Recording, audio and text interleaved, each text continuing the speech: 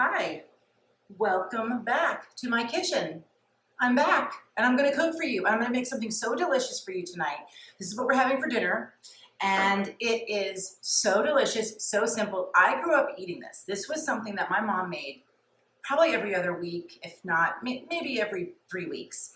It was in rotation. It was always on the table in our house. And in my mom, I think it's a recipe she got probably in like Good Housekeeping or Better Homes and Gardens, or I don't know, but it's called Soup Burger. And it's so simple. I'm gonna make it for you. It's also really, really good for post-op bariatric surgery because it's got ground, well, I use ground chicken or you can use ground beef. And it's just really perfect. So I have everything prepped for you. Let's just throw this together really quick, okay? So the first thing I did, I prepped this already for you. Look, I've got some lovely red, well actually this is a medley of red, yellow, and orange peppers. Look, I like playing with them. And then chopped onion, okay? Basically it's about a medium to large onion. I like it with lots of veggies in it, so you can't ever have too many veggies for me. Okay, so I have some oil heating in this pan. Oh yeah, sizzle, sizzle. I'm gonna get the peppers and the onions nice and brown. Okay, so see how they're starting to brown. It's more important that they're soft, okay?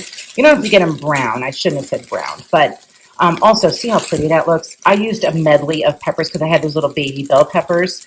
But normally we just use like one big red bell pepper. And by the way, the original recipe calls for green bell pepper, and I think green bell pepper is not good. I don't like it. It tastes nasty to me. It's too acidic. So I like to use the color peppers. Okay, so now we're going to add our protein. Now I use ground chicken. The original recipe, ground beef. I'm not doing beef right now, and I like it with ground chicken. I've been cooking with ground chicken for quite a while. Now I want to give you a little helpful tip. This is really for my husband because he doesn't know to do this. Ground chicken comes out like in the strings that it was ground in. And if you put it right like that in the pot, you end up with like stringy, weird meat. So I like to bunch it up. Sometimes I do it with my hands, but I'm not doing that right now. So you want to get it all kind of ready to go in so it's not stringy. Mush it together. Okay, let's not get that paper in there. Okay, and we're going to get that all browned and nice and ready for the sauce, which is so easy. So I keep stirring this because it cooks quickly, especially the chicken. So, and then it also gives you nice chunks. So keep stirring it until it looks like all of the chicken is cooked. Okay, so this is all cooked evenly. I like to give it a couple hits of pepper. My pepper smells a little stiff. And salt.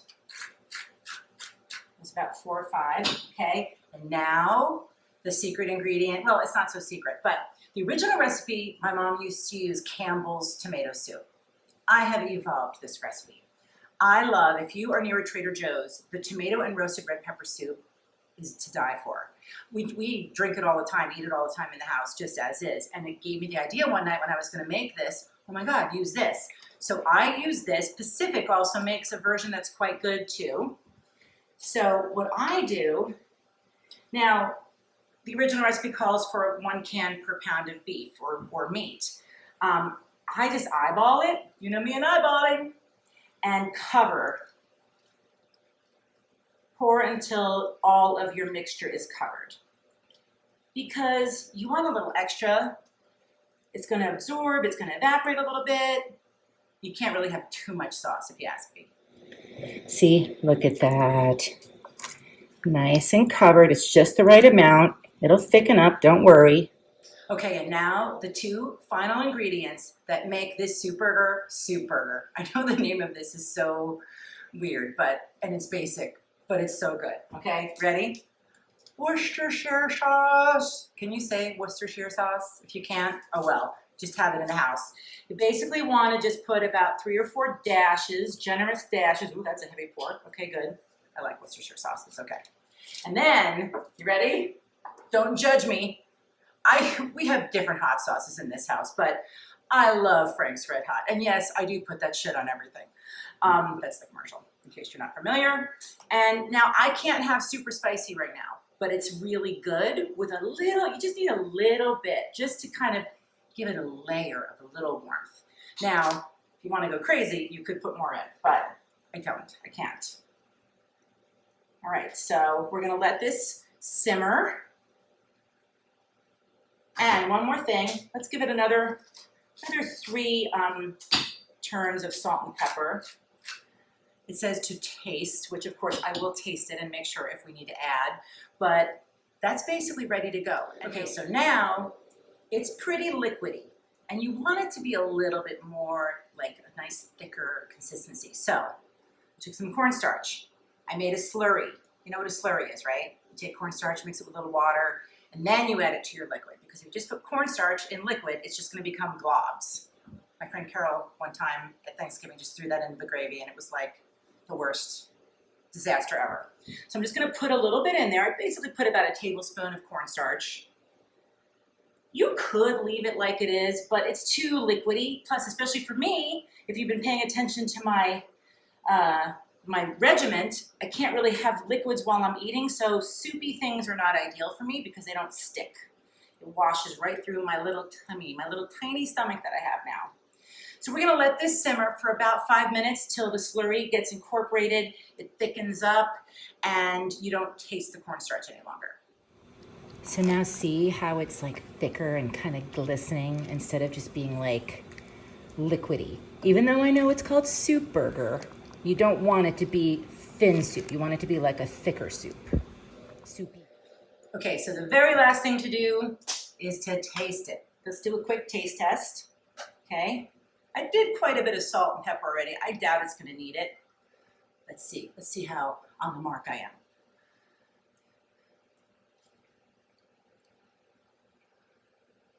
I still got it. It's perfect. Okay, so now it's ready to go. You don't have to let it cook for a long period of time. It's good to go. This comes together about 15-20 minutes before you're ready to eat. So I'm gonna have a little bowl of it, probably about half a cup, maybe less. I'm gonna have some nice steamed vegetables on the side. That's my dinner. Now, if you're eating carbs, or like for my husband, I'm gonna make steamed white rice. And that's how you normally serve it. That's the tradition. That's how we ate it always in my family. Or you could put it over egg noodles if you're like a noodly person. I'm sure that would be delicious too. But the traditional way is over the rice. You can't go wrong. It's so hearty. It's delicious. It's low cal. I mean, especially when you make it with the chicken, or you can make it with ground turkey. But it's really good with ground beef if you're doing ground beef. And it's just something that is always in rotation in my house. And it's been in my life since before I could remember. I don't remember the first time my mom ever made it because it's been around the whole time. And I hope you have a chance to make it. It's so good for us post-op patients because it's got all of the soft foods that we can have.